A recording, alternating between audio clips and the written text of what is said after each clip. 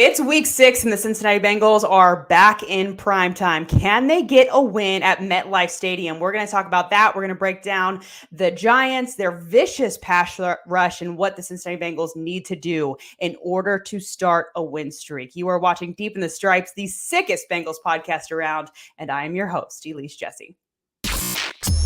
Turn up your volume. Because you're about to listen to The Sick Podcast. Deep in the Stripes with Elise Jesse. From 31 yards, McPherson. And Cincinnati is heading to the Super Bowl. They did it. They beat Mahomes at home. Wow, Joe Burrow. No way. The sickest Cincinnati Bengals podcast. It's gonna be sick. All right, week 2, you probably heard about or saw the ending to the Giants-Seahawks game last week, and I was really impressed by it. And the reason why I was impressed by the ending of that game is because Seattle was in a position where they were going to kick a field goal to tie the game. It would send it to overtime, and instead, it was Isaiah Simmons they essentially pushed down the right guard. And then Isaiah Simmons jumped over him and got through the gap and then blocked the kick. And then they ran it back for a touchdown, of course, sealing the game at that point. And I was impressed by this because their special teams coordinator noticed something on film about the way that Seattle had been lining up for kicks. And then he noticed that they had an area where the Giants could exploit that and come away with an advantage. And that's exactly what they did. And the other thing that I thought was interesting about that, if you do a little bit of research, Isaiah Simmons was a guy who saw his playtime. Basically, he essentially got demoted on defense. Like, he was seeing less and less playtime, and he was relegated essentially to special teams. And for him to come out and make that big impact play was really interesting, really cool, and also worrisome because you know that these coaches, I already know because I've spent a handful of times with coaches, like on one-on-one days. Like, I had so many opportunities back in the Marvin Lewis era where I was able to spend an entire day with a coach in training camp. So sometimes it would be like 14 hours and other times it was like 17 hours and we were with them the whole entire day. So you see how those guys work. Like, I remember Darren Simmons, for example. I don't know if I shared this story yet, but I remember distinctly how he had a cot in his office, and right next to that cot were like 3 cases of Red Bull. I think he's switched to Celsius at this point, probably. I think he tried to go healthier. I don't know if Celsius is healthy necessarily, but it just gives that vibe, I guess. Besides the point. But they stay up all night. They are constantly looking and trying to gain some sort of advantage over the other team. And it's interesting because how I found out is through talking to many coaches. In their minds, it's like they believe that if they are not working, if they are not looking for some type of advantage over the opponent, the other coach is. The other coach is working. The other coach is finding something that they can exploit. The other coach is going to find a little wrinkle that they can throw in there for your team. So coaches are interesting like that, I think. And speaking of coaches, Lou Anarumo, he's been under fire a little bit for the way that his defense is playing. And they have not been good on third down defense, and they have had trouble getting off of the field. And it's just been a mess. I mean, we called them, like, I specifically said that it was just, unspiced chicken. It was just the bland, white, nasty chicken that you would never want to eat again. We saw that a few weeks ago. But now I feel like Lou Anarumo is entering an era where he's forced to get a little bit more creative because, of course, he's not going to have the exact players that he necessarily wants in his defensive core.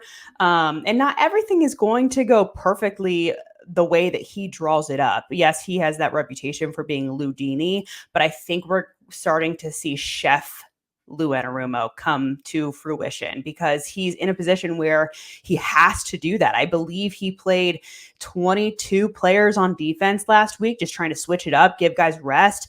And from my understanding, he blitzed more last week than he has in his career coaching here in Cincinnati. I believe it was 41 of the 78 defensive snaps they blitzed on.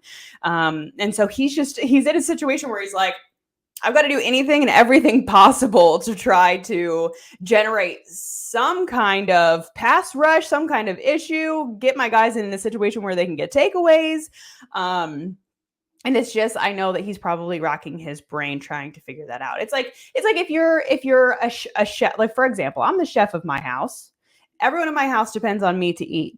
Now, if I was making a dinner last night. I wanted to make like some lemon, white wine, tomato pasta, right? Didn't have grape tomatoes, which I wanted. Didn't even have pasta, but I had spaghetti squash and I had sun-dried tomatoes. You know what? Not the ingredients I wanted. Not everything worked out perfectly, but you know what? It got the job done. It was tasty. The fam was happy and got the job done. I want to see Chef Lou Anarumo come out with something spicier, something a little bit more flavorful this week in MetLife Stadium against the Giants. Because, listen, Daniel Jones is playing at a rate where he is so confident, and it's really incredible because last week the Giants did not have their two number ones. They did not have Devin Singletary on the ground, and they did not have Malik Neighbors. And my understanding is that Malik Neighbors will not be playing this week either, which is actually side note, it's actually quite interesting because Malik Neighbors, if you do just a little bit of research on X, you can find out that Neighbors was actually at the Travis Scott concert at MetLife Stadium this week, but he's also in concussion protocol. So if you know anything about concussion protocol, you know that if a guy sustains a concussion, they usually have a lot of sound sensitivity and light sensitivity. So a concert, you're kind of like, what's really going on? Brian Daboll did not want to comment on that with the Giants media this week. So that's an interesting little situation going on there.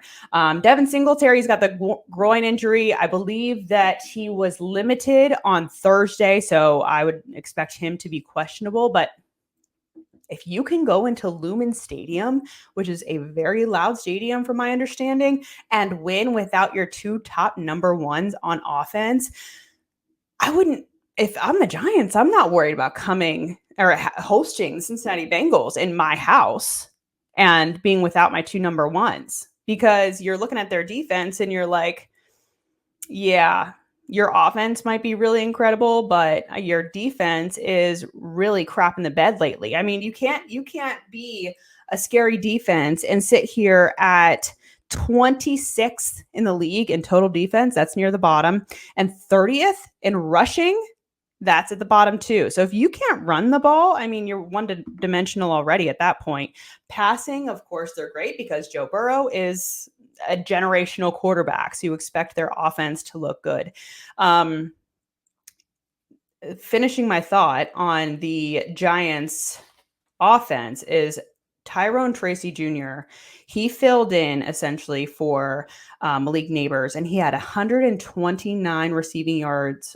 Or no, he was running back, 129 rushing yards on 18 carries. And then we had Darius Slayton, who had 8 catches, 122 receiving yards, and 1 touchdown.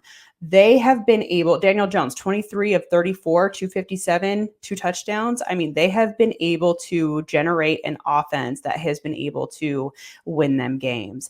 And defensively, I think we're going to see something interesting with Cincinnati Bengals offense, because their offensive line is really, yes, they get tested in the AFC North, but they are going to be tested in a big way against the Giants, because right now the Giants lead the league with 22 sacks on the season. They had 7 sacks against Geno Smith last week. They had 8 sacks on Deshaun Watson in week 3. They are a problem. They are a huge problem to deal with. Dexter Lawrence is playing out of his mind. So in order for Joe to, first of all, he gets rid of the ball so fast. From my reading of the stats, he gets rid of the ball or faces pressure within 2.2 seconds of the ball being snapped. he's got to operate at a really high clip. Of course, Jamar Chase is going to be very likely double teamed. They're going to rely on him to be able to catch the ball well, get those yards after the catch like we know he can do, and then go score some touchdowns for the Cincinnati Bengals offense. And Dexter Lawrence, I mean, going back to him for a second, the offensive line, they of course are expected to double team him, but he is used to facing double teams and he still plays through that. I believe he's dealt with double teams on over 65% of his run defense snaps. And he has just been playing right through it. He has not had a hiccup, it seems. He's really scary to deal with. And I believe it's Ted Karras who's going to have to deal with him this week. And Brian Daboll, I mean, fixing Daniel Jones once and for all this season. He is looking much more confident. And that can be scary for a Cincinnati Bengals defense who has had so much trouble. And not only have they had trouble, but we spoke about this on Monday, losing Dax Hill is such a huge loss for the Cincinnati Bengals. How are they going to fill that void? How are they going to generate a pass rush and pressure Daniel Jones and make him uncomfortable and figure out a way to generate some takeaways? They have to start doing that. And we've harped on it so much, but I mean, the problem hasn't changed. The problem has not been solved at all. And I think it's really interesting when you go into the Bengals locker room and you talk to the guys, and they can only say so much. Like they are facing these same questions over and over again because the same problems continue to arise. And it's like they are working their tails off to try to figure it out. And I keep hearing, oh, we're going to put it together. We're going to put it together. Great.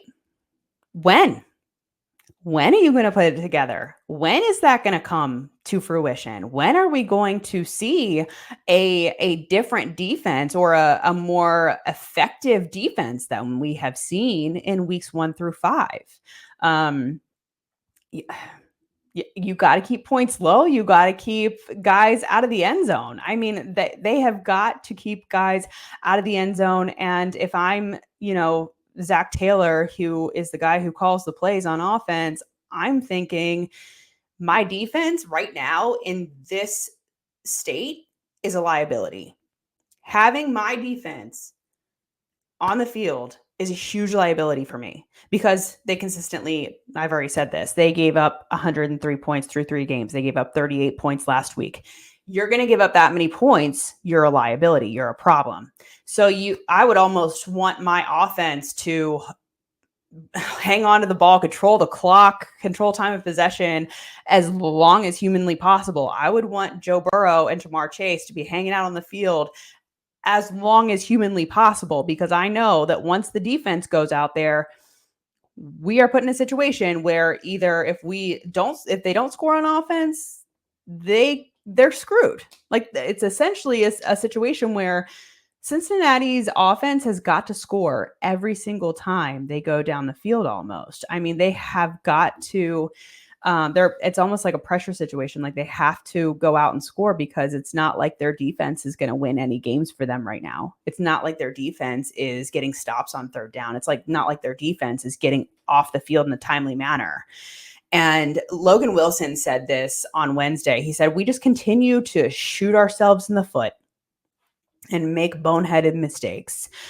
And they do. He even said this, their tackling needs to get better. I understand. We all understand their tackling needs to get better. Wrapping guys up, following through, all of that stuff needs to get better. But we've also been hearing that since week 1. When does it get better? When does the talk stop just being talk and you're actually walking the walk and showing us that you can wrap up, you can take great angles, you can tackle with full effort? When is that going to happen? That's what we've been asking for way too long. I feel like those issues should have been corrected already. But in the NFL, we all know it's hard to win. They will certainly tell you that. And I'm hoping that they are able to put together a plan that allows them to come away with a win in week 6. Jamar Chase said it on Thursday. He said that, last week against the Ravens, they expected to start their win streak that day. And it's understandable. The offense puts up over 30 points. You expect to win the game. And to come away with a loss is just crushing for that offense. And they come away with a loss. They don't start a win streak. And now it's like they are in a must-win situation. Granted, there are now 17 games, so it's almost like they have a little bit more wiggle room, but you got to start winning now. The wins, must-win situations were here, I thought, week 3, and now they are certainly here, because if you continue down this road of losing, guys are going to start checking out. It's like, what are they putting their bodies on the line for if we're not going to come away with wins? Like, why are we continuing? It's week 12 and you're 3-9. I mean, you're going to have guys checking out at that point. Because why would they put them? Why would Jamar Chase, if his team is 3-9, why would he put himself in a position to be hurt the following year, or to be hurt that year and then have to go through an off season of rehab before his contract year? I don't see that happening. It's important for them to get a win today. And I know that Joe Burrow does not have a win against an NFC East team, but it's got to start on Sunday night. And I think that in my talking to the players, it seems like they have a lot of urgency to come out and win on Sunday night, because it is in prime time. And you don't want to lose in prime time, because you've got your high school coaches, your old teachers, all of your family, all of your friends, everybody that you have ever known who pays attention to your career is watching in prime time. So, and they hear the noise, they try to ignore it. They're just trying to, cancel out the noise, but they still know that there is noise going on about their team. And for a player to go out there and be able to essentially give a big middle finger to everyone talking smack about their team, that is something that they would prefer to do, especially in MetLife Stadium against the Giants. I know the Giants are just a really hot team that's being talked about right now. And it could generate a win streak. We've seen it happen before. And I've already said this, but this is a reason why I'm not ready to check out with the Bengals just yet. I know a lot of people are saying, write the Bengals off. We're done with the Bengals. The Bengals are not doing anything this year. Just forget them for 2024. I'm not ready to do that because of this offense and because of what we all know that Joe Burrow and Jamar Chase are capable of doing. And the other positive to that is that they are not checked out. We have seen Joe Burrow and Jamar Chase come out and basically will this team to wins. And I think that they are capable of doing that again in 2024. I'm not ready to check out yet. The other thing that we have not talked about yet, which is a huge, huge deal for the Cincinnati Bengals run defense, is the fact that they should see Sheldon Rankins come back this week. He was out for a few weeks with a hamstring injury. I talked to him on Wednesday, and he seemed like he was feeling good, feeling healthy. So that is a huge positive. So they're getting some reinforcements on defense. BJ Hill, of course, is back, and BJ Hill is double teamed. I think it's like he ranks 5th in the league for the amount of double teams that he faces in run defense situations. So BJ Hill is back playing, having Sheldon Rankins back can help them. Yes, it will be a massive test in the trenches. That's the main position group on both sides that I'm going to be paying attention to. But I think the Bengals might win this game. I think I'm going to pick the Bengals to win it. I feel like they're at a point now where they are, it's almost like I'm trying to convince myself, right? That they are in a position where they are tired of hearing the noise. They are tired of losing. They are tired of the bad vibes. I'm not like pointing fingers here or saying that there are awful vibes within the locker room, but any team, if you're losing, you're not having fun when you walk into that building. It's not laughing and enjoying yourself, telling jokes. It's none of that. It is everybody is head down, get to work, start getting wins, start being productive. That's the vibe that is going on within that locker room from my vantage point. So yeah, we'll see if they can do it. If they don't, I would be worried about this team going forward. They have Cleveland on the road the next week, so you want to try to get a win before you have to head into Cleveland, which has been a difficult place for the Cincinnati Bengals under Joe Burrow to play. And it's going to be a dogfight. That's fully what I expect on Sunday night. We will have another podcast episode coming out for you on Monday after the game, and I'll give you my thoughts there. A lot of pressure right now. You can either fold or you can rise under pressure. So we will see which route the Cincinnati Bengals take. That game at 8:20 primetime Sunday night on NBC. I'll see you on Monday. And that's a wrap. Hope you don't miss us too much until next time. Follow the Sick Podcast Deep in the Stripes with Elise Jesse on YouTube, Instagram, Facebook, Google Play, and Apple Podcasts.